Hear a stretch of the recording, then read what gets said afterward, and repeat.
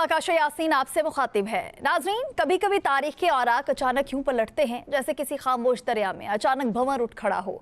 आज की सियासत, अदालत और सरहदों के मंजरनामे भी कुछ ऐसा ही इर्तियाश महसूस हो रहा है, जहां वाकयात सिर्फ खबरें नहीं बल्कि एक बड़ी कहानी के अबवाब बनते जा रहे हैं। इस्लामाबाद की अदालत में एक मुकदमा महज कानूनी कार्रवाई नहीं बल्कि ताकत, एहतसाब और बयानियों की कशमकश की अलामत बन चुका है। एक तरफ सवालात की कतार है तो दूसरी जानिब इंसाफ के तराजू अपने तवाज़ुन की तलाश में हैं, और यही वो लम्हा है जहां हर फैसला सियासत के उफक पर दूर तक गूंज सकता है। इसी दौरान अडयाला की दीवारों के साए में उम्मीद और बेयकीनी का एक और मंजर मौजूद है। रिहाई की पेशगोइयां, कानूनी पेचीदगियां और सियासी तवक्कात ऐसे हैं जैसे किसी तवील रात के बाद उफक पर रोशनी की किरण ढूंढी जा रही हो, मगर इसमें यह किरण हकीकत में तलु होगी या फिर सियासी मौसम एक और करवट लेगा, ये सवाल अभी तशना है। उधर सरहदों की पार हालात की तपिश भी कम नहीं हुई। यूरोप के संगलाख पहाड़ इस हकीकत के गवाह हैं कि अमन की हिफाजत कभी कभी फौलादी आज़म और फैसला कुन कार्रवाइयों की मुतकाजी होती है, और इसी खिते में अफगानिस्तान की सरजमीन आलमी तन्हाई, दहशतगर्दी के इल्ज़ामात और मौशी अबतरी के बोझ तले एक नए इम्तिहान से गुजर रही है। क्या यह खिता इस्तेहकाम की तरफ बढ़ेगा या कशीदगी की एक नई लहर जन्म लेगी? आज के प्रोग्राम में इन्हीं बदलते मंजरनामों और इन्हीं सवालों के जवाबात तलाश करने की कोशिश करेंगे। नाज़रीन, प्रोग्राम के दूसरे हिस्से में हम बात करेंगे जंग की कहानियां कभी सिर्फ बारूद से नहीं लिखी जाती, कभी ये अफवाहों, खामोशियों और कयासराइयों की स्याही से भी तहरीर होती हैं। मशरिक़ वस्ता की फ़ज़ा इस वक्त ऐसे सवालों से बोझल है जो धुएं की तरह फैलते जा रहे हैं। कहीं ये सरगोशियां सुनाई देती हैं कि इसराइली वज़ीर आज़म नेतन्याहू शायद किसी ईरानी हमले की ज़द में आ चुके हैं, तो कहीं इनकी खामोशी और मंजर आम से ग़ीबत इन अफवाहों को और हवा दे रही है। उधर तेहरान की रातें बारूद की घनघरत से लरज रही हैं, आसमान पर गरजते जंगी तैयारे और जमीन पर लरजती इमारतें इस खित्ते की बेचैनी की दास्तान सुना रही हैं। ईरान के मिसाइल तल अवीव से अरबिल तक फिजा को चीरते हुए पैगाम देते हैं कि ये जंग अब सरहदों के नक्शों से बड़ी हो चुकी है। बिन गोरियन एयरपोर्ट तक पहुंचने वाले मिसाइल इस हकीकत की अलामत बन चुके हैं कि दिफाई दीवारें भी हमेशा नाकाबिले अबूर नहीं होती। दूसरी जानिब आबनाए हुर्मुज़ के पानियों में भी कशीदगी की लहरें बुलंद होती जा रही हैं। जहां आलमी मईशत की शरक पर ताकत की रसाकशी तो जारी है, अमेरिका, इसराइल और ईरान के बीच ये तसादुम अब सिर्फ मिसाइलों का नहीं बल्कि बयानियों, धमकियों और आलमी सफबंदियों का मार्का बनता जा रहा है। इसी पस मंजर में आज के प्रोग्राम के दूसरे हिस्से में हम देखेंगे कि मशरिक़ वस्ता की बसात पर असल हकीकत क्या है, अफवाहों के धुएं में छुपी सच्चाई क्या है और ये जंग आखिर किस समत बढ़ रही है। हमारे साथ स्टूडियोज में हमारे एक्सपर्ट्स भी मौजूद हैं, वहीद मुराद साहब और शकील करार साहब। बहुत शुक्रिया आपका। इसी के साथ ही हमें ज्वाइन करेंगे डॉक्टर अली इमरान और सायरा बानो। आप सभी का बहुत ज़्यादा शुक्रिया अदा करना चाहूँगी। प्रोग्राम का आगाज़ शकील करार साहब आपसे मैं करना चाह रही हूँ। सर, इस वक्त जो है कुछ बानी की रिहाई की बातें भी हो रही हैं और कहा जा रहा है कि शायद वो ईद जो है वो अपने लोगों के साथ, अपनी पार्टी के साथ, अपने अवाम के साथ गुजारे हैं। सो कितनी सदाकत आप देखते हैं इस बात में कि क्या ये सिर्फ बातें हैं, क्या ये अफवाहें हैं, क्या ये सिर्फ वो बातें हैं जो कि पहले से जो पीटीआई की मौजूदा क़यादत है वो करती रही है, या इससे हट के भी कुछ होने जा रहा है? और इसके साथ साथ सर ये भी पूछना चाहूँगी कि हम देख रहे हैं कि इस्लामाबाद हाईकोर्ट ने नैब के स्पेशल जो प्रोसिक्यूटर है उन पर 1 लाख रुपये जुर्माना भी आयद किया है। किस नज़र से देखते हैं सर आप इसको? देखिए, हमें इस बात पर बड़ा अफसोस होता है कि जब हम अदालती निज़ाम के ऊपर को बात करें, उस पर तनकीद करें, क्योंकि दर हकीकत हम अपने पेट से ख़ुद कपड़ा उठा रहे होते हैं, लेकिन मजबूरी बन चुकी है कि हमारे पास भी कोई रास्ता नहीं है, कोई ऑप्शन नहीं है, कोई और बात करने को है नहीं कि जब अदालतें ख़ुद से ऐसे हालात पैदा कर रही हैं, ऐसे मौके फराहम कर रही हैं तबसरा करने वालों को कि वो अदालतों के निज़ाम, अदालती निज़ाम और जजों के किरदार और अदलिया के किरदार पर बात करें, तनकीद करें, क्योंकि अब सूरत सामने आ चुकी है मुकम्मल तौर पर कि किस तरह जजेस जो हैं वो फ़ैसले कर रहे हैं या फ़ैसलों में ताख़ीर कर रहे हैं। पीटीआई से अगर पूछें तो वो तो पिछले 2 साल से यही रोती आ रही है कि अदालतें उनको इंसाफ फराम नहीं कर रही हैं, बल्कि उनको कुछ भी फराम नहीं कर रही हैं, सिर्फ उनको वक्त दे रही हैं। पिछले 1 साल से सर ये तो नैब की नाकामी साबित हो रही है ना? देखिए, नहीं, बात प्रोसिक्यूशन की नहीं है, बात है अदालती निज़ाम की। अगर जज किसी को ऑर्डर कर दें और उस पर अमल दरामद ना हो तो फिर वो जज, बहुत से ऑर्डर्स हो चुके हैं। यही तो मैं कह रहा हूँ ना कि हमें अफसोस हो रहा है इस बात के ऊपर। मुझे खास तौर पर अफसोस हो रहा है कि मैं अदालतों के ऊपर, आला अदालतों के ऊपर से इस तरह की बात मैं करूँ, तनकीद करूँ कि अदालतों ने ऑर्डर किया पिछले 3 माह से कि इमरान खान की मुलाकातें कराई जाएँ, उस पर अमल दरामद नहीं हो रहा। तो आप मुझे बताएं कि उस अदालत का एहतराम, उस जज का एहतराम कहाँ गया? कहाँ पर हम ढूंढें उसको? उस एहतराम को कहाँ पर ढूंढें? उस तौहीन को हम कहाँ ढूंढें जो हमें पहले माजी में नजर आती थी अखबारों में, कोनों में, कि किसी ने तौहीन की अदालत की और उसको सज़ा मिली। तो हम तो अब मजबूर है कि, और ये मजबूरी बढ़ती जा रही है। और जब तक अदालतें, देखिए ना, आप ठीक है सिस्टम का आप हिस्सा हैं, आपने किसी को खुश करना है तो फिर खुश कर ले, फिर आपकी इज्जत तो को नहीं बचेगी। अदालती निज़ाम, जजों की किरदार फिर कहाँ बचेगी। अब तो ये भी तनकीद हो रही है, अच्छा अब जैसे वाकई हुकूमत बात कर रही है बचत की और तवानाई की और पैसे की, तो आप अभी देखिए ना, कहा जा रहा है, तनकीद की जा रही है कि एक सुप्रीम कोर्ट के जज की तनख्वाह बताई जा रही है कि 14 लाख या 15 लाख रुपये तनख्वाह इनकी, तो लाखों रुपये तनख्वाहें। फिर हमने बात तो की कि उनके साथ जो 4-4 गाड़ियाँ, 3-3 गाड़ियाँ प्रोटोकॉल की होती हैं, उन पे पेट्रोल कितना लग रहा है, 24 घंटे उनके साथ होती हैं। 24 घंटे से मतलब है कि जहाँ जहाँ वो मूव करेंगे अपने घर कोर्ट के अलावा, वो स्क्वाड उनके साथ जाएगा, चाहे वो शहर के अंदर है शहर के बाहर है। तो फिर निज़ाम कैसे चलेगा जब देखिए ना, बुनियादी तौर पर किसी भी माशरे में जब इंसाफ ना हो, इंसाफ फराहम ना हो, पीटीआई की बातें हम जनरल बात कर लेते हैं कि इंसाफ अगर फराहम ना हो तो फिर माशरा कैसे चलेगा। माशरे में वो बिगाड़ आएगा कि जिसको फिर आप संभाल नहीं पाएंगे। कल यही जजेस होंगे जिन पर, देखे ना, एक वक्त था जब ईसा नकवी साहब उसके ऊपर बात हो रही थी, सुप्रीम कोर्ट के जज जो है, सुप्रीम चीफ जस्टिस जो हैं, उन पे फायजी साहब पे बात हो रही थी, तो बहुत से लोगों ने कहा कि बड़े उनका अच्छा किरदार रहा है, बड़े उनके माजी की किताबें उठा के लोग लाए थे। तो जब उनका असल किरदार सामने आया तो फिर क्या था, अब वो कहाँ पर है। तो यही हालत साबिक आर्मी चीफ की है, यही हालत साबिक चीफ जस्टिस की है। तो हम यही कहते हैं कि फिर जब ये साबिक हो जाएंगे तो फिर कहाँ जाएंगे ये, दुनिया के इटली में, फ्रांस में, किस कोने में जाएंगे। जहाँ जाएंगे उनको लोग पूछेंगे, तनकीद करेंगे कि आपने क्या किया था। आप देखें ना, आज भी जब कोर्ट में समाअत हुई तो उसके बाद एजाज हसन ने और बाकी नमाज सफदर ने गुफ्तगू जो की, उसमें यही बताया कि देखिए जिस तरह हम अदालतों से एक भीख मांग रहे हैं, इंसाफ नहीं मांग रहे, अब तो भीख मांग रहे हैं उनसे कि खुदा के लिए हमारी समाअत कर ले। वो उसमें कोई ना कोई बहाना करके उसको डिले करना, और यहाँ तक कह दिया कि अब तो ईद आ गई है, ईद पे तो वैसे भी अदालतें, हुकूमतें जो सज़ा याफ्ता है उनको सज़ाएँ माफ़ करती हैं, कम करती हैं, लेकिन हमें तो मामूल का इंसाफ नहीं मिल रहा, मुलाकात नहीं कराई जा रही, उसका मेडिकल नहीं कराया जा रहा। तो फिर ये बात जब आम लोगों में जाएगी तो फिर वो बातें होंगी जो जज बर्दाश्त नहीं कर पाएंगे, फिर उन पर वो तनकीद होगी जो बात बर्दाश्त नहीं कर पाएंगे। फिर आप लगाए तो इन अदालत दे, लोगों को सजाए, कितनों को सजा देंगे आप। लेकिन सिस्टम को ये तबाह कर दिए इन्होंने। सिस्टम, वो सिस्टम जिसको बनाने में कई साल लग जाते हैं, तोड़ने में, ख़राब करने, तबाह करने में चंद दिन लगते हैं, वो उन्होंने कर दिया है, वो हो गया। अब हमारे यहाँ इंसाफ नहीं रहा, इंसाफ बिल्कुल भी नहीं है। जब एक साबिक़ वज़ीर-ए-आज़म को इंसाफ नहीं मिल रहा, उसकी पार्टी को नहीं मिल रहा, तो आप मुझे बताएं एक आम आदमी कहाँ जाएगा। क्या एक आम आदमी को इंसाफ मिल रहा है? आप यही हालत, हम अगर बात करें जाके डिस्ट्रिक्ट कोर्ट्स में, तो जाके देखें, जजों की हालत देखें, उनके ऊपर साथ जो केसेस हैं उनकी हालत देख ले, जो प्रोसिक्यूशन है उनकी हालत देख ले कि कितने काबिल है वो, कितने मुलज़िमों को सज़ा होती है। भाई हम चले बात करते हैं कि चले आम केसेस हैं उनमें कितने मुलज़मान को सज़ा होती है। जो आम मुजरिम है डकैती का, चोरी का या दीगर संगीन जराइम का, कितनों को सज़ा होती है? नहीं होती, क्योंकि सारा सिस्टम इससे ख़राब कर दिया, तबाह कर दिया। अब बच्चा कुछ नहीं है, आप सिर्फ हम बचे आम जिसकी सांस चल रही है, मजबूरी है, उसकी सांस चल रही है, तब तक ज़िंदगी है। अदरवाइज़ तो ये तबाह कर चुके हैं, ख़त्म कर चुके हैं। अब हमारे पास बचा कुछ नहीं है सवाए चंद सांसों के हमारे पास कुछ भी नहीं बचा। वहीद साहब, 190 मिलियन पाउंड केस में जानना चाहती हूँ कि आप हमारे व्यूवर्स को बताएं कि एक्चुअल में ये है क्या, और इसके साथ ही कि अदालती कार्रवाइयाँ जो हैं वो अहम तारीखें जो है वो थी, इसमें रेफरेंस का जो इंदराज है वो 1 दिसंबर 2023 को होता है। फिर जो फर्दे जुर्म इमरान खान और बुशरा बीबी साहिबा पे होती है वो 27 फरवरी 2024 को होती है। सो जो सज़ा होती है वो है 17 जनवरी 2025। मतलब इतने गैप के बाद ये चीज़ें हमारे सामने आई हैं। और पीटीआई जो है इस वक्त पीटीआई चाह क्या रही है, मतलब अब इसमें जो एक नैब पे जो 1 लाख का जुर्माना जो है वो भी हमारे सामने आ रहा है, आप इसको किस नज़र से देख रहे हैं? ये बुनियादी तौर पर मामला ये है कि 190 मिलियन पाउंड का जो केस है, ये वही वाली पुराना केस है जिसमें मलिक रियाज की जानिब से अल-कादर ट्रस्ट को ज़मीन दी गई थी, जो इमरान खान और उनकी वाइफ जो थी उनके ट्रस्टी थे, उसको मुंतकिल कर दी गई थी वो ज़मीन। और उसके बाद चूँकि बतौर वज़ीर-ए-आज़म उन्होंने वो 190 मिलियन पाउंड पाकिस्तान लाने की इजाज़त दी थी, काबीना से उन्होंने वो मंजूरी ली थी। तो अब मसला ये हुआ कि जो आपने इसका क्रोनोलॉजी बताई कि केस, मैं समझता हूँ कि केस इतनी जल्दी फ़ैसला हुआ उसका, यानी वो ज़्यादा देर से नहीं हुआ। जब रेफरेंस नेब ने फ़ाइल किया उसके साल 1.5 साल के अंदर उनको सज़ा हो गई। लेकिन जब आप इतनी बड़ी सज़ा देते हैं और किसी को जेल में डालते हैं, उसकी आज़ादी सलब करते हैं, वो कोई भी हो, कोई आम शहरी हो, साबिक़ वज़ीर-ए-आज़म हो, किसी पार्टी का चेयरमैन हो, उसके बाद ड्यू प्रोसेस असल चीज़ है। इंसाफ से पहले ड्यू प्रोसेस, यानी जो प्रोसीजर आइन में, कानून में दिया गया अदालतों में, उसके मुताबिक उसको चलाना।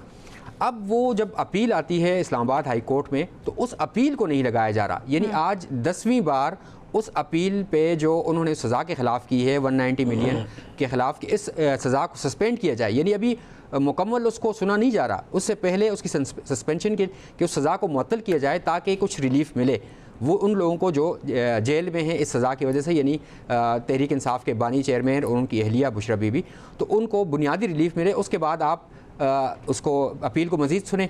लेकिन नेब ने आज 10वीं बार उनके स्पेशल प्रोसिक्यूटर नहीं आए और उन्हें वक्त मांगा। जब मोहलत मांगी तो फिर कोर्ट भी मजबूर थी कि 10वीं बार आप मोहलत मांग रहे हैं।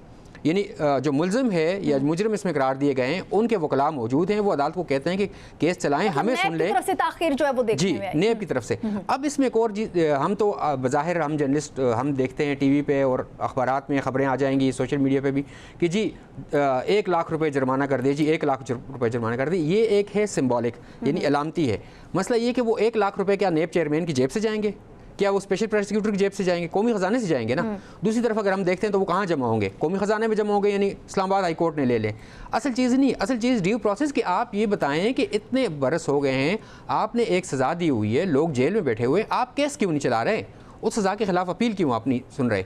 ये तो यानी इस्लामाबाद हाई कोर्ट का अगर ये हाल है तो नीचे इस्लामाबाद हाई कोर्ट की जो मातहत अदलिया है, इस्लामाबाद की डिस्ट्रिक्ट जुडिशरी, वहाँ क्या हाल होगा? वहाँ आप जाएँ तो दिन में 110 केसेस एक जज के पास लगे हुए हैं। सिर्फ आते हैं मुल्ज़िमान, हाज़िरी लगाते हैं, चले जाते हैं, बरस हो जाते हैं, लोग जेलों में पड़े हुए हैं। आम शहरी जो हैं उनका क्या हाल होगा जब इतने बड़े लेवल पे पाकिस्तान की जो हायर जुडिशरी है, आला अदलिया है, उसका ये हाल है। और जहाँ तक मराहत और उसकी बात की गई तो पाकिस्तान में जो इस वक्त हमें इकनॉमिक एक माशी बहरान का सामना है मशरिक़ वस्ता की जंग की वजह से, और वैसे भी हमें है, तो उसमें देखें कि पाकिस्तान में एक नई अदालत बनाई गई, आइनी अदालत, यानी फेडरल कॉन्स्टिट्यूशनल कोर्ट। उस फेडरल कॉन्स्टिट्यूशनल कोर्ट के जो चीफ जस्टिस हैं उनकी तनख्वाह और मराहत से मुतालिक बताया जा रहा है कि 45 लाख रुपये माहाना हैं, और बाकी जजेस के भी लगभग इतने हैं। अब ये आप देखें कि इस मुल्क में जहाँ एक आम शहरी 2 वक्त की रोटी उसको मैसर नहीं है और हज़ारों लीटर पेट्रोल, यानी उनके स्कॉट के लिए, इस सब के लिए, तो इस सब में हम इंसाफ की तरफ तो बाद में देखेंगे। पहले हम ये चाहेंगे कि एक ड्यू प्रोसेस तो हो ना। एक आम मुल्ज़िम जो जाता है, ख्वाह वो हाई कोर्ट में जाए, ख्वाह नीचे डिस्ट्रिक्ट कोर्ट में जाए, वो जाए कि उसकी पेशी हो, तो कम से कम उसको तो ये पता चला कि आज कुछ पेशरफ्त हुई है, कोई उसका केस सुना गया है और ये मज़ीद आगे जाएगा, और अगली पेशी पे, उससे अगली पेशी पे शायद उसको कुछ रिलीफ मिल जाए। इस तरफ या उस तरफ कोई एक फ़ैसला आए। लेकिन अभी जो हालात हैं इसमें लग नहीं रहा कि पाकिस्तान की जुडिशरी लोगों के साथ किसी भी किस्म का कोई ऐसा बर्ताव कर रही है कि जिसको उनको उम्मीदें कुछ उनकी बहाल रहें। मतलब उम्मीदें जो हैं वो भी, वो कहते हैं ना उम्मीद पे दुनिया कायम है, लेकिन अब तो उम्मीद जो है वो भी ख़त्म हो गई है। सर, उसके साथ साथ मैं यही क्वेश्चन सायरा जी आपके सामने रखना चाहूँगी कि PTI के जो सलमान अकरम राजा हैं वो कह रहे हैं कि बानी PTI जो है वो ईद हमारे साथ करेंगे, यानी कुछ ऐसी बातें हो रही हैं। और दूसरी तरफ हम देख रहे हैं कि जो इस वक्त नैब को जो 1 लाख रुपये का जुर्माना आयद किया इस्लामाबाद हाई कोर्ट ने कि ये जो केसेस हैं ये अल्तवा का शिकार रहे हैं, सो चीफ जस्टिस के जो रिमार्क्स थे वो ये थे कि सुपरिटेंडेंट कोई भी वकालतनामा भेजे तो दस्तखत करवा देते हैं। मतलब ये चीज़ें बहुत ज़्यादा मुश्किल नहीं होती, आसान होती हैं, दस्तखत करवा ली जाते हैं। तो फिर बानी PTI के वकला को क्यों रोका जा रहा है? कि ये क्या ये आप समझते हैं कि आप तो डेफिनेटली ये कहेंगे कि अदालती अहकामात की खुली नाफरमानी है। पहले वाली बात पे मैं थोड़ा सा आपका पॉइंट ऑफ व्यू जानना चाहूँगी कि क्या समझती है कि बानी PTI ईद जो है वो बाहर आके ही करेंगे या सिर्फ बातें हैं? पिछले 976 दिन हो गए शायद खान साहब को, वो कहते हैं ना कि जेल में, तो जो तकरीबन ये 976 दिन से ना ये कोई हिकमत अमली, खैर जुल्म भी हुए इनके साथ, मैं अदालती कार्रवाई के हिसाब से मैं बात कर रही हूँ। तो आपने पहले इनके तमाम बयानात उठाकर देख लें, असद कैसर साहब के, लतीफ खोसा के, इनके कोई अगले जुम्मे को खान साहब को बाहर निकलवा रहा था, कोई ईद के बाद, कोई रोज़ों के बाद, और वो कितनी 3 ईदें छोटी गुजर गई, 3 बड़ी गुजर गई, रमज़ान गुजर गए, ये हर उसके पास, रजब के बाद, शाबान के बाद। तो खुदा के वास्ते जो कारकुनान है, आप लोगों को तो खैर मुझे नहीं पता, इन मुकला की बात कर रही हूँ, क्योंकि जो कारकुनान के जज्बात के साथ मत खेलें। ये भी जो खोसा साहब ने बोल दिया कि ईद वो अपने घर में करेंगे और मैं 10 तारीख को सरप्राइज दूंगा, और उन्होंने फिर ऐसा सरप्राइज दिया कि वो जब लेकर गए तो पता चला कि उनकी तो वो तैयारी नहीं थी, और उन्होंने कहा कि जी मैं तैयारी करके। बाकी ये इन अदालतों से एक तरफ से कह रहे हैं कि ना केसेस लग रहे हैं, जज कभी ये बहाना कभी वो बहाना, और जिस तरीके से 26वीं और 27वीं तरमीम के बाद अदालतों का हाल है पता है कि इन्हीं अदालतों से उम्मीद लगा के बैठे हुए, वो दिखावे का इंसाफ तो इन्हीं अदालतों से मिलना है, लेकिन वो बात कहीं और होनी है, कि वो बात चीजें कहीं और होनी है। वरना ये जो जजेस बैठे हुए, ये तो अपनी मर्जी से सांस ले रहे हैं। बहुत बड़ी बात है, कि बहुत बड़ी बात है। अभी बीच में कोई हमारे साथियों में से बोल पड़ेगा, उससे पहले मैं बोल लूं कि आप माजी का हवाला देंगे। मैं माजी को सामने रखते हुए बात वो नहीं है कि वो भले कौन सा दौर हो, क्योंकि बीच में एक हमारे साथी है ना, वो उसे हड़बड़ाते हैं। मैडम, आज वो नहीं है, उनको बोले 2017 का वो अभ्यास स्टार्ट हो जाता है। जी, मैं साकिब निसार की भी बात कर रही हूँ और उससे पहले की भी बात कर रही हूँ। इनका किरदार शुरू से अगर आप देख लें तो ऐसा रहा है, जस्टिस मुनीर से लेकर स्टार्ट कर ले, इनका यही किरदार है, हर वक्त सहूलत का। बाकी ये कि सलमान अकरम राजा साहब हो गए या बाकी हो गए, खुदा के वास्ते 976 कितने दिन हो गए। अब ये मत बोलें कि इस जुम्मे उस जुम्मे, ईद के बाद, बड़ी ईद के बाद और रोजों के बाद, शबरात के बाद, कि बस आप जो करें वो दिखना चाहिए। और जितना वो दिखा है वो कौम ने देख लिया है, जितने भी वकला हैं, और जिस तरीके से सबको ट्रक की बत्ती के पीछे लगाया हुआ है। और मतलब आप समझते हैं कि मेरा एंड फिक्र यही होता है कि क्या मैं कहूँ। अब इन पे हमने मुल्क कौम की वो कहते ना कि सोचते हैं कि ये तकदीर बदलेंगे, जो लीडर को भी नहीं निकाल सके, जो ऐसी राह नहीं हमवार कर सके, बिल्कुल, जो उनके जाने के बाद इस प्लेटफॉर्म पे अपने जो लोग हैं, खंबे हैं, उन खंबों को यकजा नहीं कर सके, तो क्या कहूँ मैं। ये हुकूमत जो है इस मौजूदा पीटीआई की जो क़यादत है इससे बहुत खुश है। ये बातें हो रही हैं डॉक्टर अली इमरान साहब कि आपकी जो मौजूदा क़यादत है पीटीआई की, उससे ये वाली हुकूमत बहुत ही ज्यादा खुश है। और आप काम ऐसे कर रहे हैं सर जी कि हुकूमत को भी खुश कर रहे हैं और उसके साथ साथ आपका जो एक कारकुन है पीटीआई का, आप उसको नाराज भी कर रहे हैं।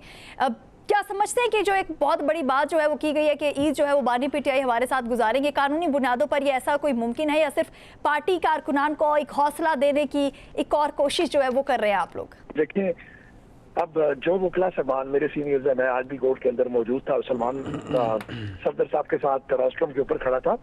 अब जो हमारे सीनियर वकला है, अगर वो इस तरह की बात करते हैं तो शायद उनको कोई अंदर की खबर हो या वो प्रोफेशनल स्किल्स पे इतने माहिर है कि उनको लगता है कि वो जो है वो खान साहब की बेल करवा लेंगे। But at this particular moment अगर आप कहें तो मुझे तो ऐसा नजर नहीं आ रहा। कल मैं लतीफ खोसा साहब के साथ हाई कोर्ट में जस्टिस अरबाब ताहिर साहब की अदालत में मौजूद था और मतलब मैं समझता था कि खोसा साहब ने इनिशियली तो बड़ी प्यारी थी, लेकिन जब जेल रूल्स की बात हुई तो वहाँ पर थोड़ा सा पम्बलिंग हुई और फिर उसके बाद अरबाब ताहिर साहब ने कहा कि आप तैयारी करके डे आफ्टर टुमारो आप आ जाएं, जेल रूल्स को पढ़ के तो इसके ऊपर हम फर्दर आगे प्रोसीड कर लेंगे। वो तो बात वहाँ तक थी। आज जो अदालत की बात है, आज मैं तमाम वक्त अदालत के अंदर मौजूद था और न सिर्फ मौजूद था बल्कि आगे खड़ा था सलमान सफदर साहब के साथ। और मैं ये समझता हूँ कि आज अदालत की तरफ से बेइंतहा ज्यादती की गई।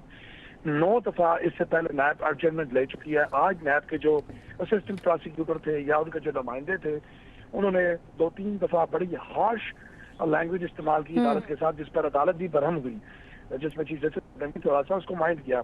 और मैं ये समझता हूँ कि एतजाज अहसन साहब के बड़े अच्छे और बड़े मुफस्सल जो है वो आर्गूमेंट थे और खास तौर पर जो उन्होंने जज अदालत का जो एक ऑर्डर था वो भी पढ़ा, जिसमें अदालत ने अपना एक ऑर्डर लिखा प्रीवियस सारे जो प्रोसिक्यूशन का बिहेवियर देखकर, उसमें उन्होंने लिखा कि ये आखिरी मौका अगर एब्सोल्यूट फाइनल अपॉर्चुनिटी है फॉर प्रोसिक्यूशन आप आए और अपने केस को कंप्लीट करें, लेकिन उसके बावजूद नहीं आए।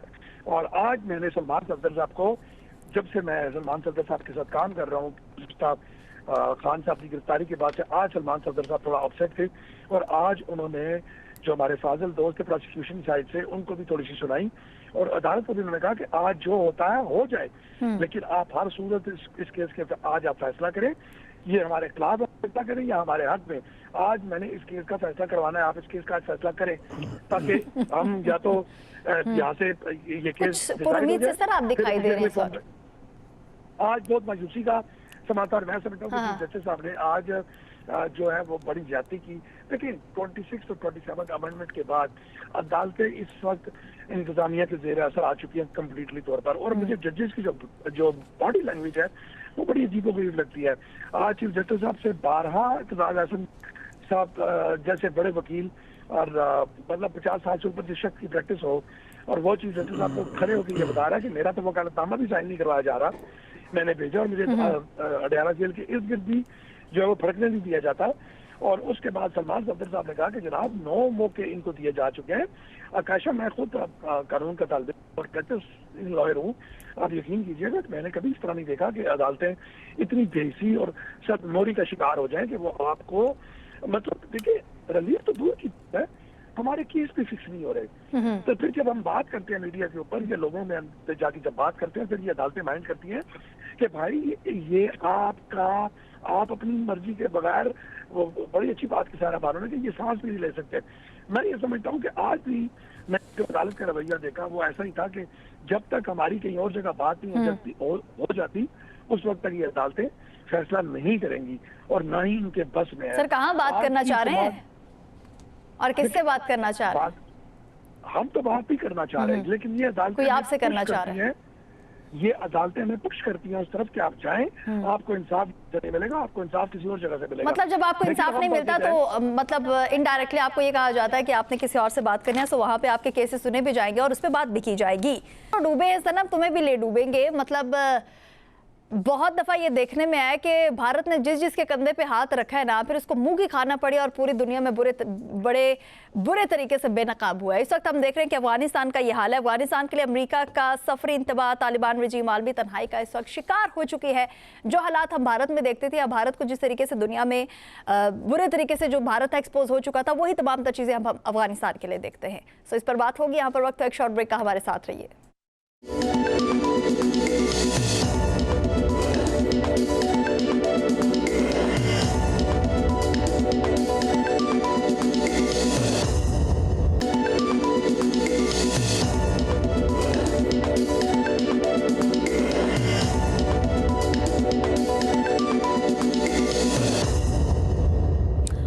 एक मरतबा फिर खुश आमदीद नाज़रीन। अफगानिस्तान के लिए अमेरिका का सफरी इंतबा जो है वो जारी हो चुका है और इसके साथ तालिबान रजीम आलमी तन्हाई का इस वक्त शिकार हो चुकी है। इसके साथ हम देखेंगे कि अक़वाम मुत्तहिदा में चीन के मुस्तकिल मंदूब जो है फोकोंग की तालिबान रजीम पर शदीद तनकीद जो है वो उनकी जानिब से की गई है। सो पाकिस्तान जो है वो बारहा पूरी दुनिया को बताता रहा है, शवाहिद जो है वो भी उनके सामने पेश करता रहा है, उनको बताता रहा है कि अफगानिस्तान की सरजमीन पाकिस्तान के खिलाफ इस्तेमाल हो रही है और इसके साथ साथ ये भी बताता रहा है कि वहाँ से दहशतगर्दाना कार्रवाइयाँ हो रही हैं, दहशतगर्द जो है वो पाकिस्तान में आते हैं, कार्रवाइयाँ करते हैं, इंतशार फैलाते हैं, अमन को तबाह करते हैं और फिर यहाँ से चले जाते हैं। सो अब हम देख रहे हैं कि फाइनली इन चीज़ों पर बात जो है वो होना शुरू हो चुकी है। शकील करार साहब, अमेरिका ने अफगानिस्तान को लेवल 4 ट्रैवल एडवाइजरी जो है वो भी जारी की है और तालिबान रजीम को स्टेट स्पॉन्सर ऑफ टेरर करार दिया है। क्या आप समझते हैं कि पाकिस्तान की जो तवील एक मौक़िफ़ था उसकी एक आलमी तौसीक जो है वो हमारे सामने आई है? देखिए काशा, यहाँ हम बैठ के सती किस्म के तबसरे करते हैं और वही बातें दोहराते हैं कि तालिबान के ख़िलाफ़ ये कार्रवाई होगी, वो कार्रवाई होगी। असल कार्रवाई तो वो होनी है जो आने वाले वक्तों में होनी है, जिसके लिए तैयारियाँ की जा रही हैं। वो समझ नहीं आ रही कि वो कहाँ से शुरू होनी है और ख़त्म कहाँ पे होनी है। कि अफ़गानिस्तान में देखें ना, अगर अदम इस्तेकाम था तो तालिबान बस इक़्तिदार आए थे जी, और जिस क़ुव्वत से, जिस ताकत से वो आए वो दुनिया ने देखा। और फिर अमेरिका को ऐसी क्या जल्दी थी, ऐसी कौन सी अफरा तफरी का आलम था कि वो अरबों रुपए का असलहा छोड़ के वहाँ से भागा। और मतलब आप समझते हैं जानबूझ के वही असलहा आज इस्तेमाल हो रहा है। कहा जा रहा था कि तालिबान जो है वो अनपढ़ है, जाहिल है, उनको ये असलहा इस्तेमाल करना नहीं आता, लेकिन वो ना सिर्फ कर रहे हैं बल्कि बड़े अच्छे तरीके से कर रहे हैं। इसीलिए अब हमारी एयरफोर्स को, पाकिस्तान आर्मी को बाकायदा तौर पर प्लानिंग करके और इंफॉर्मेशन की बिनाद पे उनको टारगेट करके कार्रवाई करनी पड़ रही है। अगर तालिबान को इतना ही आप का मकल समझ रहे थे तो फिर वहाँ असला छोड़ के क्यों भागे थे? अब सूरत हाल ये है ना कि पाकिस्तान के लिए इंतहाई मुश्किल हो चुका है। इस वक्त वो चारों तरफ से फंसा हुआ है। एक तरफ अफ़गानिस्तान का मामला, फिर ईरान का मामला और इंडिया के साथ छेड़छाड़, आग मचौली चलती रहती है। तो अब ख़ास तौर पे ईरान का मामला बड़ा सेंसिटिव है। जैसे PM ने बड़े ऐसे अल्फाज कहे कि जिसकी मिसाल दुनिया में कहीं नहीं मिलती कि प्राइम मिनिस्टर शहबाज शरीफ अपने खिताब में ईरान पर अमरीकी हमले की मजम्मत भी कर रहे हैं और ईरान के जो हमले हैं खलीज में उसकी मजम्मत भी कर रहे हैं। उनकी समझ नहीं आ रही कि वो कान को यहाँ से पकड़ रहे हैं, यहाँ से पकड़ रहे हैं या दूसरी तरह से पकड़ने की कोशिश कर रहे हैं।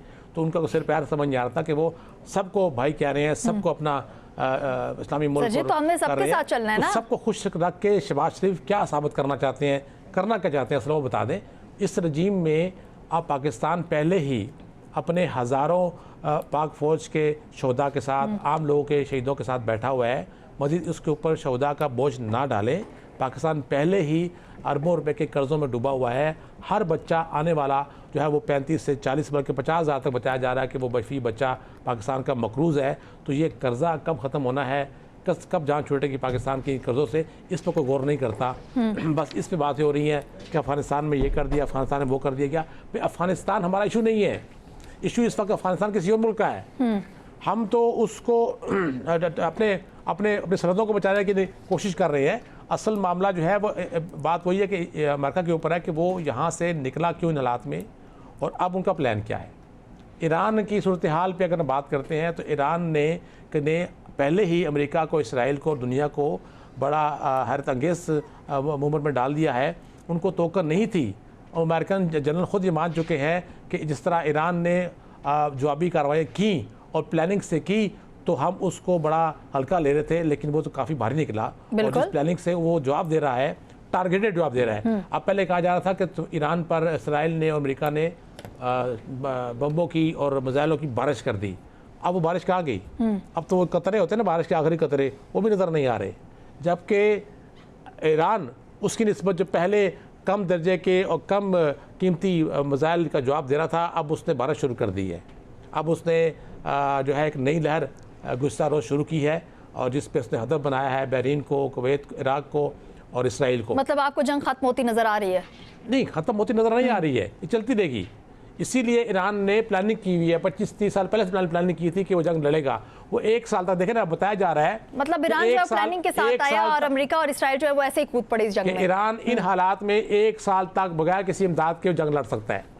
ना उसको माली मसला आना है, ना उसको दफाई मिसाइलों का मसला आना है, दफाई निज़ाम का, ना उसको खाने पीने की अशिया का मसला आना है, ना अद्वियात का मसला आना है। मसला तो इसराइल को आएगा जो अभी चीखे मारना शुरू हो गया। वहाँ आपके लोगों की हालत देखें, लोग वहाँ अब ज़हनी मरीज़ बनते जा रहे हैं कि 24 घंटे सारे उनके कानों में बजते हैं।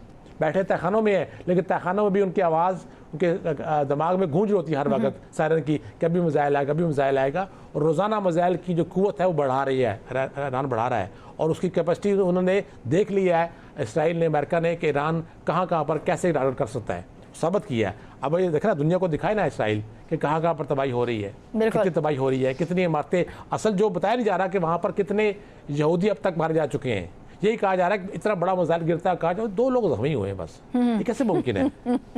इतना बड़ा झूठ बोल के मतलब चीजें जो है वो छुपाई जा रही हैं, कोशिश की जा रही है। हकायक इससे बरक्स है, और बड़े ख़तरनाक हकायक है जो इस वक्त इसराइल में हो रहा है। लोग तो कह रहे हैं कि अब असल में जो फ़लस्तीन का जो बदला है वो ईरान ने ले रही है, वो ईरान ने ले लिया। लेकिन उसके साथ हम ये भी तो देख रहे हैं ना कि डोनाल्ड ट्रंप साहब जो हैं वो एक मरतबा एक और बयान देते हैं, घंटे बाद उनका बयान जो है वो चेंज हो जाता है। मतलब ऐसा यू टर्न जो है कम ही देखा गया है जो आजकल डोनाल्ड ट्रंप साहब कर रहे हैं। मतलब बौखलाहट का शिकार है, शायद बहुत ही ज़्यादा खौफजदा हो चुके हैं, क्योंकि ईरान जो है पीछे हटने का नाम नहीं ले रहा है। ईरान की जानिब से ये कहना है कि अब अगर जंग आपने शुरू कर दिया है तो अब इख्तिताम जो है उसका हम करेंगे। वहीद मुराद साहब, ईरानी हमलों के बाद हम देख रहे हैं कि नेतन्याहू जो है वो 3 दिन से वीडियो और 4 दिन से तस्वीर जो है उनकी नहीं आई हैं। अफवाहें फैल रही हैं, कहा तो जा रहा है कि शायद वो अब हलाक हो चुके हैं, ये भी खबरें आ रही हैं। और उसके साथ साथ ये भी कुछ बातें हो रही हैं कि वो ज़ख्मी हैं। क्या समझते हैं कि ये हलाक हो चुके हैं, ज़ख्मी हैं, सिर्फ एक प्रोपेगेंडा जो है वो किया जा रहा है? मैं नहीं समझता कि इतनी बड़ी खबर को इतनी देर के लिए आप छुपा सकते हैं। ये मैं नहीं समझता। जदीद दुनिया में इस वक्त हालांकि बहुत बड़ा ब्लैंकेट है वहाँ पर इस वक्त ख़बरों के हवाले से जो डाला गया है। हमने देखा कि इंटरनेशनल मीडिया को जो रसाई दी गई है वहाँ पर वो भी बहुत महदूद है, और उनको भी कहा गया है कि कहीं से भी आप लाइव मनाजर नहीं दिखाएंगे जो ईरानी मिसाइल आ रहे हैं या कहीं पे कोई नुकसान हुआ है। शहरी आबादी में भी जो नुकसान हुआ है उसको भी वो दिखाने की इजाज़त नहीं दे रहे। CNN को, बड़े बड़े नशरियाती इदारों को जो वहाँ तक एक्सेस है, चैनल 4 के जो उनको भी रोका गया बहुत सी जगहों पे, और उन्होंने बाकायदा एक वो जारी किया है, हुक्मनामा जारी किया है इसराइली हुकूमत ने। और वैसे भी जो जितना छोटा सा वो मुल्क है और जिस किस्म की उनकी नफ्सियाती हालत है, वो एक मुसलसल खौफ की ज़िंदगी गुजारते हैं वहाँ पर। लेकिन जो उनको कहा गया था, जो दुनिया भर से लाकर बसाया गया था उस कौम को, और ये बताया गया था कि दुनिया का सबसे महफूज मुल्क होगा, बज़ाहिर उसको महफूज बनाने के लिए पूरी दुनिया ने इन्वेस्टमेंट की, पूरी दुनिया ने उनकी प्रोटेक्शन की। यानी पूरा यूरोप और अमेरिका अब भी उनकी प्रोटेक्शन के लिए, और उनके मुकाबले में दुनिया के दीगर जो मुल्कों के शहरी हैं उनकी ज़िंदगी शायद वो कीमत नहीं है, क्योंकि उनका एक माजी है जिस तरीके से उनको जर्मनी से निकाला गया, जो कुछ उनके साथ हुआ। लेकिन आज की दुनिया में जबकि आप इंसानी हुकूक सब पे यकसां लागू करते हैं और आप उसके लेक्चर देते हैं, तो ऐसे फिर ब्लैंकेट इसलिए डाला जाता है कि ताकि बाहर दुनिया में वो खौफ जो अंदर सोसाइटी का है वो ना फैले। लेकिन जहाँ तक उनके वज़ीर-ए-आज़म का ताल्लुक है, तो उनके भाई के हवाले से बात आ रही थी सामने कुछ 2 दिन पहले कि जिस घर पे एक मिसाइल लगा है या ईरानी ड्रोन का स्ट्राइक हुआ है, वो उस बिल्डिंग में मौजूद थे और वो शायद ज़ख्मी हुए हैं। उस हवाले से बड़ी हद तक अमरीकी जो नशरियाती इदारे थे उन्होंने भी कुछ बातें की थी, कुछ रिपोर्ट्स आई थी जो मुसद्दिका नहीं थी। लेकिन नेतन्याहू का जहाँ तक ताल्लुक है, मैं ही समझता हूँ कि हो सकता है वो इस वजह से इस वक्त साइड पे हों या खामोश हों या सामने ना आ रहे हों कि ट्रंप पे इस वक्त बहुत ज़्यादा दबाव है। और दबाव इसी चीज़ का है कि क्या ये मिसकैलकुलेशन थी। सबसे पहला सवाल ये पूछा जा रहा है कि जो आपने कैलकुलेट करके बताया था कि इतने दिनों में ये सारा कुछ हो जाएगा, यानी प्लानिंग के मुताबिक, मनसूबाबंदी के मुताबिक वो नहीं हुआ, क्या ये बहुत जल्दबाजी की गई, और क्या ये सिर्फ़ और सिर्फ इसराइल के कहने पे ये किया गया जो ईरान के ख़िलाफ़ हुआ, और उसका जो नताइज है वो पूरा इस वक्त मिडिल ईस्ट, मशरिक़ वस्ता भुगत रहा है, जिसमें हमारे जो ब्रदर इस्लामी मुल्क हैं वो इस वक्त किसी ऐसी सिचुएशन में है कि जिसका उन्होंने सोचा नहीं था। यानी पाकिस्तान के जो जिनके साथ बड़े अच्छे ताल्लुकात हैं, ईरान तो हमारा हमसाया है, और उसका जब वो वहाँ पर अदम इस्तेहकाम आएगा तो हम अल्टीमेटली हमें नुकसान होगा, हम उससे मुतासर हो रहे हैं, अब भी हो रहे हैं हमारे। यानी यहाँ तक आप देखें कि ईरान से बलूचिस्तान के बहुत से इलाकों में बिजली की तरसील होती है। हम ईरान से बिजली ख़रीदते हैं उन इलाकों में जो जहाँ पर पाकिस्तान की अपनी ट्रांसमिशन लाइन नहीं है, तो हम तो मुतासर हुए हैं। लेकिन ईरान की जवाबी कार्रवाइयों में ज़ाहिर बात ईरान ने फिर कहाँ जवाबी कार्रवाई करनी है। उसके मिसाइल, कोई बैलिस्टिक मिसाइल का नाम तो होता है, लेकिन वो बैनुल बर्र-ए-आज़मी होकर अमेरिका तो नहीं पहुँच सकता। तो इसलिए वो जहाँ पर मिडिल ईस्ट के उन इलाकों में या समुंदर में जहाँ जहाँ उनको अड्डे नज़र आ रहे हैं तो वो उसको हिट करते हैं। उसका जो नुकसान हुआ है, और नुकसान एक और बड़ा अलमिया ये है कि सऊदी अरब में, बहरीन में और मुत्तहिदा अरब अमारात में हमने देखा कि वहाँ पाकिस्तानी मज़दूर जो हैं वो मारे गए। ये भी हमारे लिए बहुत बड़ा इस वक्त अलमिया है कि हम एक ऐसी सिचुएशन में हैं कि जहाँ हमें बहुत इस वक्त सफारतकारी करते हुए बहुत ही तवाज़न कायम रखना बहुत मुश्किल हो रहा है कि एक तरफ ईरान हमारा पड़ोसी है जिसके साथ बहुत बड़ी सरहद है, अगर वहाँ अदम इस्तेकाम फैलता है तो हम मुतासर हो रहे हैं। दूसरी तरफ हमारे ब्रादर इस्लामी मालिक हैं जिनकी वजह से हमारी मईशत मुस्तहकम है। यानी मुत्तहिदा अरब अमारात ने हमारे पास $2 अरब रखवाए हुए हैं, जो महीना वो एक्सटेंड करता है कि हम उसको वापस ना कर दें क्योंकि IMF की शराइत हैं, और उस वजह से हमारे ज़रिए मुबादला के ज़खायर जो हैं वो मुस्तहकम है। इस तरह सऊदी अरब हमारा ब्रदर मुल्क है जिसकी वजह से हमारी मईशत मुस्तहकम है। अभी हम उनसे कुछ और भी चीज़ें चाहेंगे क्योंकि जो बहरान है तवानाई का दुनिया भर में है, कतर है, इस तरह। तो हम एक ऐसी सिचुएशन में हैं कि जिसमें वज़ीर-ए-आज़म शहबाज शरीफ ने जिस तरह का खिताब किया तो बड़ी मुश्किल थी उनके लिए भी, और इस वक्त पाकिस्तान की सफारती सूरत हाल भी बहुत मुश्किल में है। लेकिन फिर भी मैं समझता हूँ कि बड़ी कोशिश से करके वो बैलेंस करने की कोशिश कर रहे हैं। हमने तो इतनी टेंशन लिया ना इस चीज़ की कि एक बहरान जो है अभी स्टार्ट हुआ नहीं था। हमने पहले से उसकी तैयारी कर ली कि पहले पेट्रोल की कीमत ₹8 बढ़ा दी, फिर साथ ही ₹55 बढ़ा दी। मतलब पहले से स्टॉक भी हमारे पास 3 हफ्तों का मौजूद था। सायरा जी, हम देख रहे हैं कि डोनाल्ड ट्रंप साहब जो हैं वो यू टर्न लिए जा रहे हैं। ईरान जंग में ट्रंप ने एक और यू टर्न जो है वो लिया है। हमले की जो जिम्मेदारी है कि जो हमने ईरान पे हमला किया है, उसकी जिम्मेदारी उन्होंने अपने दामाद समेत जो और उनके मुशीर हैं जो बहुत ही ज़्यादा उनके करीब थे उन पर डाल दिया है। अमरीकी सदर जो है खौफजदा है, बुखलाहट का शिकार है, या उनकी नाकामी है, या जिम्मेदारी से भागना चाह रहे हैं, ये करना क्या चाह रहे हैं? आकाशा, एक नज़म थी, बड़ी वो मज़ाहिया थी, अभी मैं याद ही कर रही थी उसको, फिर कभी सुनाऊंगी उसको वापस से पूरा देख के। एक ही लाइन याद है कि असी चंद पे की जाए साढ़े कार दे काम ही नहीं मुकदे। बड़ी फेमस ये बहुत मज़ाहिया शायर है, उनकी है। मतलब अपने घर में आग लगी हुई है और हम बैठ के कि ट्रंप ने ये बयान दिया है, मैं इस बयान के ऊपर तबसरा करूं कि ट्रंप की में जो जिम्मेदारी है वो अपने दामाद पर और मुशीरों पर डाल दी। देखिए, आपके प्रोग्राम में सबसे हम लोग ये कह के मैं भी थक गई हूँ कि वो ज़हनी तौर पर हिला हुआ शख्स है, उसकी वो हरकत सकनात हो या उसके फैसले हो। वो आप देखें ना, जैसे ये ईरान के लिए कह रहे हैं कि उसके सुप्रीम लीडर को मैं नहीं मानता, मैं होता तो ये करता।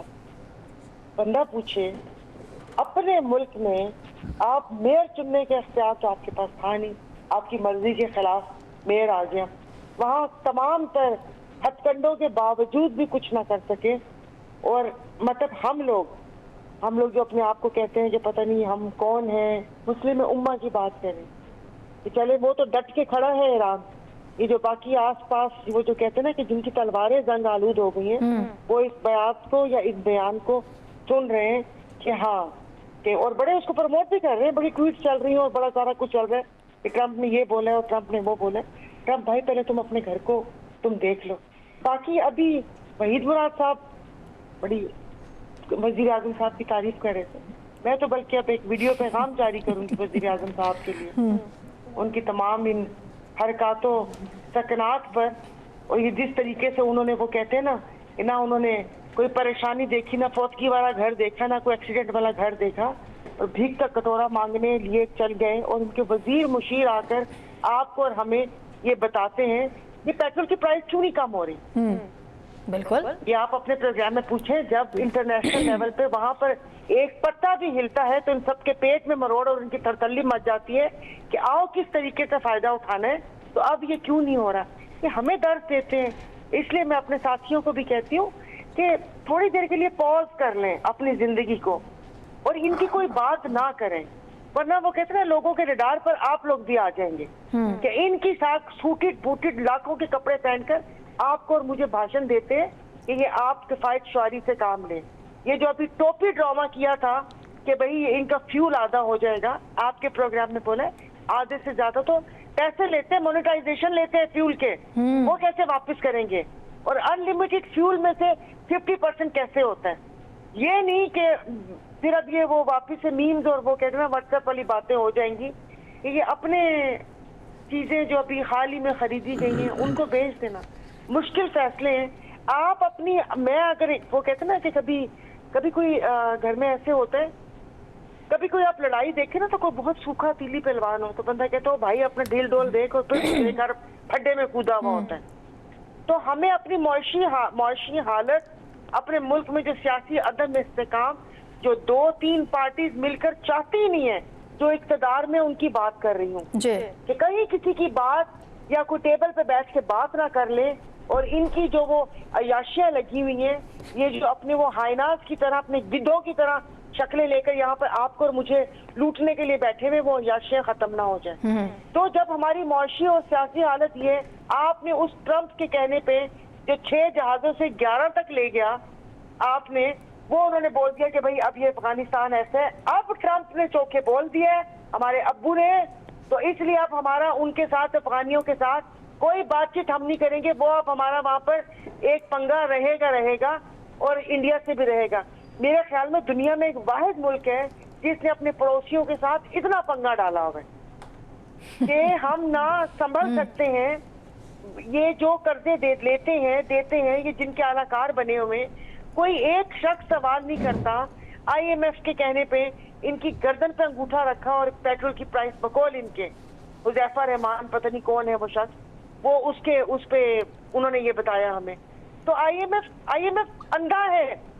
IMF को इनकी अयाशियां नजर नहीं आ रही। IMF को इनकी 800% तनख्वाह समझ नहीं आ रही। IMF को जो उनकी 21 लाख जो वो कहते हैं ना 1000% बढ़ाई है, वो दिख नहीं रहा। IMF को ब्यूरोक्रेसी की गाड़ियां, इनकी फ्री के खर्चे, जहाज ना हो गया। इन्होंने तो वो हमारे इलाके की एक ट्रांसपोर्ट कंपनी है, बड़ा इश्तियारा सबको प्यारा। इन्होंने एयरफोर्स के जहाज को बड़ा इश्तियारा बना के उड़ के कभी इधर जाते हैं कभी उधर जाते हैं। इतना तो हम हैदराबाद नहीं जाते कि जहाँ पर हम लोगों का काम काज या वो होता है।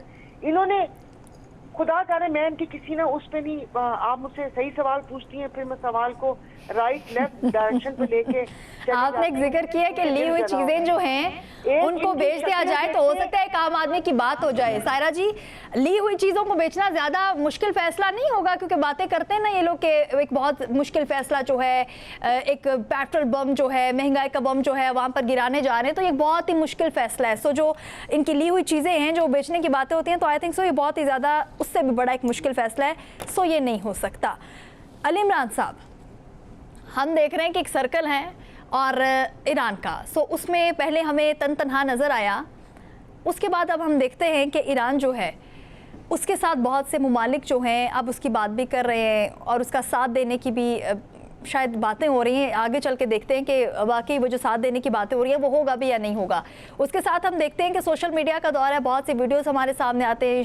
शुमाली कोरिया के हवाले से बहुत सी वीडियोस जो हैं वो हमारी नज़र से गुजरती रही हैं। सो शुमाली कोरिया ने मुश्तबा खामनाई की सुप्रीम लीडर के तौर पर हिमायत की है और जो शुमाली कोरिया के वजारत ख़ारजा का एक बयान जो है वो भी सामने है कि अमेरिका इसराइल की जारहियत जो है वो गैर कानूनी है। क्या आप समझते हैं कि आलमी सतह पर ईरान की हिमायत जो है वो आहिस्ता आहिस्ता बढ़ती जा रही है? ये एक बड़ा इखलाकी तौर पर पूरी दुनिया पर यह बात वाजिब थी कि ईरान एग्रेसर नहीं था। ईरान ने कभी भी किसी मुल्क पर हमला नहीं किया, बल्कि ईरान ने तो हमेशा अमन रसूला की बात की।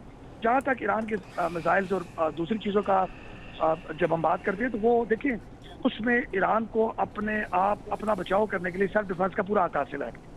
जिस तरीके से अमेरिका और इसराइल ने ईरान पर हमले किए माफ कीजिएगा जी बताइए। स्कूल के बच्चों पर हमले हुए, फिर जिस तरह उसकी ऑयल रिफाइनरीज को तबाह किया गया और आहिस्ता आहिस्ता पूरी दुनिया में आजकल सोशल मीडिया का दौर है। अगर मेन स्ट्रीम से किसी को हटा भी देंगे तो पूरी सोशल मीडिया जो है वो एक बहुत बड़ी इस वक्त एक मीडियम बन चुका हुआ है मीडिया के अंदर। तो जिस तरीके से वहाँ की ईरान की एक सॉफ्ट पिक्चर पोर्ट्रे हुई, फिर दुनिया ने देखा कि ईरान ने कभी जितने भी मुल्कों पर ईरान ने अमेरिकन बेसिस पर हमला किया, अमेरिकन एम्बेसीज पर हमला किया, लेकिन उसने कभी भी सिविलियन आबादी को निशाना नहीं बनाया, खा वो स्कूल हो, खा वो कॉलेजेस हो। और ईरान ने अगर ऑयल रिफाइनरी इसराइल पर हमला किया तो सबसे पहले इसराइल ने ईरान की ऑयल रिफाइनरी और वहाँ के जो उनके पानी के जो प्लांट थे उन पर हमला किया और उसके बाद ईरान ने उन पर हमला किया। तो अब पूरी दुनिया को पता चल चुका हुआ है। मैंने आपके शो में ये कहा था कि आप देखिएगा आकाशा कि ये लड़ाई बहुत देर तक नहीं चलेगी, क्योंकि दुनिया इतना बड़ा लॉस बेयर नहीं कर सकती और at the cost of energy. अब आप देखेंगे किस तरीके से वार के दूसरे और तीसरे दिन पाकिस्तान में 55 पे बढ़े और इसी तरह पूरी दुनिया की स्टॉक बास्केट क्रैश कर गई और फिर इसी तरह ही आपने देखा कि ऑयल प्राइसेस पूरी दुनिया में बढ़ना शुरू हो गई। सर बड़ी फिर कम भी तो हुई ना। देखिए ये लोग ईरान से मोहब्बत नहीं कर रहे। हाँ वो तो एक बयान जब आया ट्रम्प साहब का कि जी हम लड़ाई खत्म करने जा रहे हैं, तो फिर उसके बाद वो चीजें जो है वो कूल डाउन शुरू हुई।